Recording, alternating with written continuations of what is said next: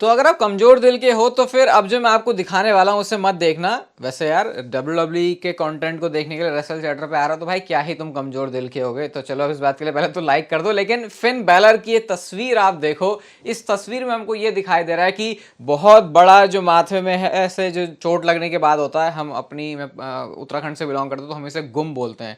गुम गुम हो गया ऐसा करके बोलते हैं। गुम मतलब खोने वाला नहीं, ऐसे अपनी लैंग्वेज में ये है। आपकी लैंग्वेज में क्या बोलते हैं इसे बताना मुझे। लेकिन ये बहुत खतरनाक लगा है और इसके पीछे की स्टोरी मुझे भी पता नहीं ये सच है फिर नहीं, लेकिन ऐसी बातें बन रही है कि फिन बैलर को किसी ने बोला कि WWE असली है नकली, अरे भाई तुम तो फेक फाइट्स करते हो। तो उस वजह से वो किसी फाइट में इन्वॉल्व हो गए और उसके बाद ये हुआ उनके साथ। अब बैलर के साथ ये हुआ। अगर ये सच कहानी, मुझे नहीं पता है सच है या नहीं, शायद अगली वीडियो में आपको बता दूंगा मैं। लेकिन अगर ये कहानी सच है तो अगर फिन बैलर के ऐसे लगी है और वो उसको फ्लॉन्ट कर रहे हैं तो फिर उसने सामने वाले को किस तरीके से बजाया होगा। लेकिन यार ये देखो, मतलब इससे मेंटालिटी देखो WWE सुपरस्टार्स की। कहाँ हमको तुमको चोट लगे तो हम सोचो अरे अरे चोट लग गई भाई अब क्या करे क्या करे। ये अलग से इज्जत से टाइम निकाल के उसकी वीडियो बना रहे हैं। तो सोच लो इनकी टफनेस भाई नेक्स्ट लेवल पे होती है, मतलब कि उसे तो इमेजिन भी नहीं किया जा सकता। Okay, hello chatters, my name is Rohit and you are watching Wrestle chatter.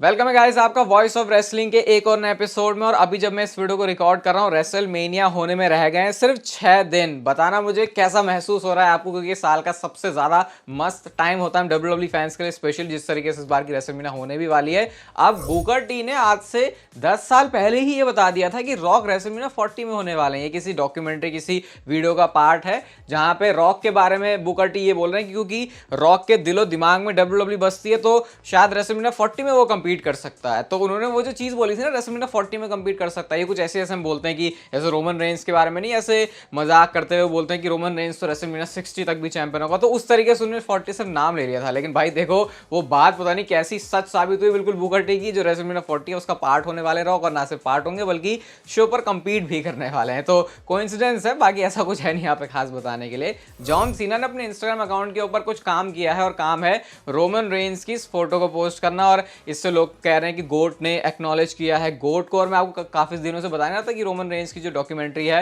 वो भी आने वाली है। ANE जो WWE का डॉक्यूमेंट्री वाला प्लेटफॉर्म रहता है वहां पे, तो उसमें भी इवन जॉन सीना ने बोला कि Roman Reigns as a tribal chief मेरी नजर में ग्रेटेस्ट ऑफ ऑल टाइम है। इस डॉक्यूमेंट्री से बहुत सारी चीजें पता चली हैं। आई थिंक इसके ऊपर एक वीडियो आने वाली है तो आप उसके लिए इंतजार कर सकते हो। और वो तो खैर जो कंटेंट है वो इंग्लिश में आता है, लेकिन जिस तरीके से मैं आपको प्रेजेंट करूंगा आपको उसको देखने में और मजा आएगा। वैसे बहुत लंबा चौड़ा है तो कुछ मस्त बातें मैं आपके लिए वहां से लेके आऊंगा। तो फिर ठीक है, उसके लिए स्टे ट्यून्ड रहना आप लोग। अगली स्टोरी है इंस्टाग्राम की स्टोरी कोडी रोड्स की, और उन्होंने कुछ नई मर्चेंडाइज निकाली हुई है। देखो WWE ने नए डिजाइन आप देख सकते हो।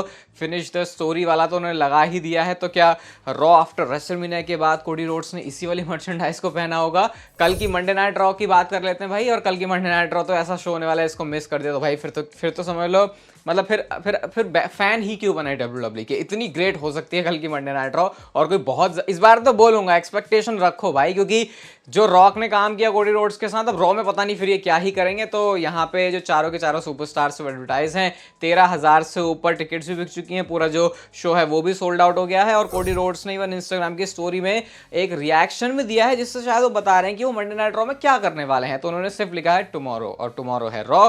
तो शायद यहाँ से कोडी रोड्स ये बोलना चाह रहे हैं कि भाई मेरे साथ जो भी चीज़ हुई है उसका बदला मैं बहुत अच्छी तरीके से लेने वाला हूँ। एक बात आपको बताया था जो मैंने बोला था कि बैठक में जो भी लोग आ रहे हैं और जो होटल में स्टे कर रहे हैं, तो भाई मुझे इंस्टाग्राम पे DM करके एक बार बता दो आपकी आप आ रहे हो होटल वाले स्टे में, डायरेक्टली आओगे वेन्यू पे। क्योंकि अगर आप आ रहे हो तो फिर मैं कंफर्म करके रखूंगा ना उसको पहले से, वरना आप सोचो वहाँ पहुंचोगे और आपके लिए कुछ जो सुविधाएं हैं वो ही नहीं है। तो इंस्टाग्राम में DM कर देना भाई, जो आ रहे हैं होटल स्टे में वही करना, बाकी मत करना। मैं खाली में परेशान हो जाऊंगा। और बाकी जो सारी डिटेल्स है वो आपको डिस्क्रिप्शन में मिल जाएंगी। हम चलते हैं अपनी अगली स्टोरी की तरफ। और रिया रिप्ली और बेकी लिंच की भाई कंट्रोवर्सी हो गई है, और ये सही वाली कंट्रोवर्सी है। सबसे पहले तो सारी पिक्चर को देखो जो रिया रिप्ली ने पोस्ट करी अपने ट्विटर अकाउंट पे। यहाँ पे वो लिखती है कि मैं हर वे में तुमसे स्ट्रॉन्गर हूँ, और अगर तुम्हें इससे थोड़ा सा मैड महसूस होता है तो यू कैन किस माई एस, ऐसा करके उन्होंने जो है बात बोली। अब ये ऐसा नहीं है किसी को टारगेट करते हुए बोली है, लेकिन मैं आपको बेकी लिंच के बारे में बताता हूँ उन्होंने क्या बोला। बेकी लिंच ने ये बोला कि जो रिया रिप्ली ने वो किया था, वो रिकिशी का जो स्टिंग फेस वाली चीज है वो किसी भी यंग अगर कोई गर्ल देख रही है तो उसके लिए एक अच्छी चीज नहीं है। और बेकी लिंच ने ये बोला कि क्योंकि अगर वो बनना चाहती है नेक्स्ट जनरेशन सुपरस्टार डब्ल्यूडब्ल्यूई में आगे वाली जनरेशन के लिए, तो क्या ये सेट होता है एक बेंचमार्क कि ये करना पड़ेगा डब्ल्यूडब्ल्यूई में जो फीमेल रेसलर्स है उनको। तो ऐसा करके बेकी लिंच ने बोला था। हालांकि फिर बेकी लिंच को ही बिल्कुल बिल्कुल कहते हैं ना बुरी तरीके से डिस्ट्रॉय कर दिया लोगों ने कि भाई तुम अपनी भी कुछ देखो, तुमने भी कुछ ऐसी चीजें की हैं। जैसे उनकी सेथ रॉलिंस के साथ एक फोटो आ गई थी और उसके बाद उनके जो आउटफिट है उसके ऊपर भी लोग क्वेश्चन कर रहे भाई तुम्हारे कपड़े भी तो ऐसे होते हैं। अब हमारे यहाँ तो कल्चर में आपको पता ही है सारी चीज़ वैसे रिजेक्टेड होती हैं, लेकिन हाँ डब्ल्यूडब्ल्यूई के केस में तो बहुत कुछ चीज़ें चल जाती हैं। तो इनके बीच में यही जो है लफड़ेबाजी है वो चल रही थी। अभी आपको क्या लग रहा है इस लफड़ेबाजी के बारे में? वैसे तो सपोर्ट रिया रिप्ली के लिए है वैसे वेस्टर्न फैंस की तरफ से करते हैं, हमको तो क्या ही फर्क पड़ता है। मैं तो ये बोलूँगा कि जितना मैं इंडिया की ऑडियंस को समझता हूँ उनको इतना ज़्यादा फर्क भी नहीं पड़ता कि विमेंस डिवीजन में क्या चल रहा है, जो कि गलत है। मैं तो ये बोलूँगा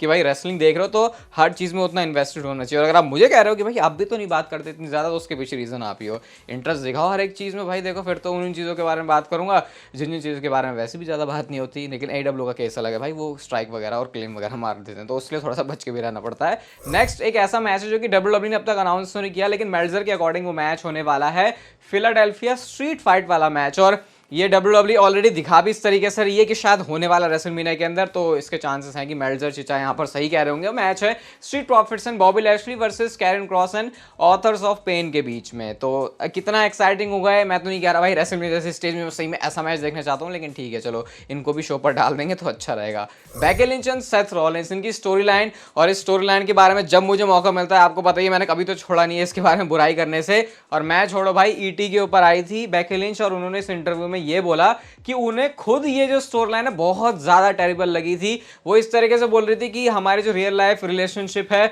उसको किस तरीके से स्टोरी में यूज किया, और वो जो था मतलब वो मूवमेंट था वो बेकी लिंच ने बिल्कुल भी इंजॉय नहीं किया। मतलब वो ऐसा कहना चाह रहे हैं कि रिलेशनशिप वाला एंगल है सही है, लेकिन वो जिस तरीके से एग्जीक्यूट हुआ बिल्कुल भी सही नहीं था। और इसी वजह से जो मेमोरीज हैं, सोचो फैन जो मतलब बेकी लिंच को बुरा लग रहा है तो फिर जो फैंस हैं उनका तो बुरा लगना काफी ऑब्वियस सही है यहाँ पे। लेकिन अच्छी बात है सेथ रॉलिंस और बेकी लिंच की स्टोरी लाइन को बेकी लिंच ने खुद एडमिट किया कि बहुत ज्यादा बकवास थी। नेक्स्ट हम बात करते हैं कोडी रोड्स के बारे में। तो भाई कोडी रोड्स की जो सुताई हुई बहुत अच्छी तरीके से रॉक के हाथों, उसके बाद उनका हाल क्या हुआ, तो उनका हाल थोड़ा सा पता चल गया है, कोई ज्यादा खास बेहाल नहीं है। यहाँ पे आप फोटो में देख सकते हो मैनचेस्टर में जो डब्ल्यूडब्ल्यूई का लाइव इवेंट हुआ था वहां पे कोडी रोड्स थे, तो आप देख सकते हो उनके यहाँ पे ये जो फोरहेड है इसमें बैंडेज लगा हुआ है। तो बैंडेज बैंडेड दोनों तरीके से बोल सकते हैं इसे। मतलब ऐसा भी नहीं है कि कुछ बहुत बुरा हाल हो गया कोडी रोड्स के साथ, लेकिन सुताई तो ठीक ठाक वाली हुई थी। और मैं कह रहा हूँ ना कल की मंडे नाइट रॉ का वेट करो, शायद वहां पे कुछ और कोडी रोड्स के जो बदले हैं वो हो सकते हैं। अब बात करते हैं गाइस हम रेसलमेनिया के मैचेस के बारे में, और जो ऑड्स हैं वो क्या बताते हैं कि मैचेस के अंदर कौन से सुपरस्टार जीतने वाले हैं। ड्रू मैकिंटायर और सेथ रॉलिंस के मैच से शुरू करें तो भाई यहाँ पर जो ड्रू मैकिंटायर है वो फेवरेट है मैच को जीतने के लिए। उसके बाद इंटरकॉन्टिनेंटल चैंपियनशिप का मैच है गुंथर वर्सेस सैमी ज़ेन के बीच में। भले ही सैमी ज़ेन को दिखा ऐसे नहीं कि वो स्टोरी फिनिश कर लेंगे, लेकिन उनकी स्टोरी फिलहाल ऑड्स के अकॉर्डिंग तो फिनिश नहीं हो रही क्योंकि गुंथर ही यहाँ पर फेवरेट है। उसके बाद नेक्स्ट मैच है बेली वर्सेस इयो स्काई के बीच में, यहाँ पर भी चैंपियनशिप ऑन द लाइन है, यहाँ पर बेली फेवरेट है। और आई थिंक बहुत सारे लोगों के प्रिडिक्शन में भी यही होगा। जिमी वर्सेस जे ऊसो का मैच, जहाँ पर फैंस का जो कह सकते हैं इसके ऊपर टेक बहुत ज्यादा न्यूट्रल है कि दोनों में से कोई भी जीत सकता है, लेकिन बैटिंग ऑड्स का कहना है कि जे ऊसो ये वाला मैच जीतने वाले हैं। उसके बाद है world championship women's world championship वाला मैच, रिया रिप्ली अपनी चैंपियनशिप को डिफेंड करेंगी। यहाँ पर भी इतने टाइम से रिया रिप्ली के चैंपियन होने के बावजूद भी जो ऑड्स हैं वो रिया रिप्ली को ही फेवर करते हैं। Logan Paul versus Kevin Owens versus Randy Orton, इसके ऑड्स अगर मैं आपको बताऊंगा तो खुशी तो आपको नहीं होगी, क्योंकि जो रैंडी ओर्टन है उनका नंबर सबसे नीचे लग रहा है यहाँ पे, मतलब उनका सबसे कम चांस है इस मैच में जीतने का। उसके बाद है केविन ओवेंस का नेम, और इस मैच में जो ज़्यादा चांसेस है ऑड्स के अकॉर्डिंग वो है लोगन पॉल के चैंपियनशिप को रिटेन करने के। शायद सही डिसीजन भी है ये, इवन मैं तब कह रहा हूँ जब रैंडी ओर्टन उस मैच में है। इवन ऐसा भी हो सकता है रैंडी ओर्टन कुछ नया फ्लेवर भी ऐड करें, बट जैसे लोगन पॉल दिख रहे हैं शायद डब्ल्यूडब्ल्यूई उनके ऊपर जो है फिर से चांस ले सकती है, और इतनी बड़ी विक्ट्री अगर उनको रेसलमेनिया मिलेगी तो उनके लिए और अच्छी बात वैसी भी हो जाएगी। LA Knight versus AJ Styles का मैच है, यहाँ पर हैवीली फेवरेट है एले नाइट इस मैच को जीतने के लिए, मतलब एजे स्टाइल्स से बहुत दूर दूर तक पीछे ही रह गए। उसके बाद मैच है Roman Reigns and the rock versus Cody Rhodes and Seth Rollins, और ऑड्स आई थिंक मैंने इस मैच की भी आपको पहले बताए हैं, और जो ऑड्स है वो अभी भी सेम ही है, Roman Reigns and the rock इस मैच को जीत जाएंगे ऑड्स के अकॉर्डिंग। यानी कि इसका मतलब जो ब्लड एंड रूल्स है वो होने वाला है नेक्स्ट नाइट को, यानी कि नाइट 2 को। और नाइट 2 का मेन इवेंट है रोमन रेंस और कोडी रोड्स। और मुझे याद है इसके मैंने आपको कुछ टाइम पहले ऑड्स बताए थे।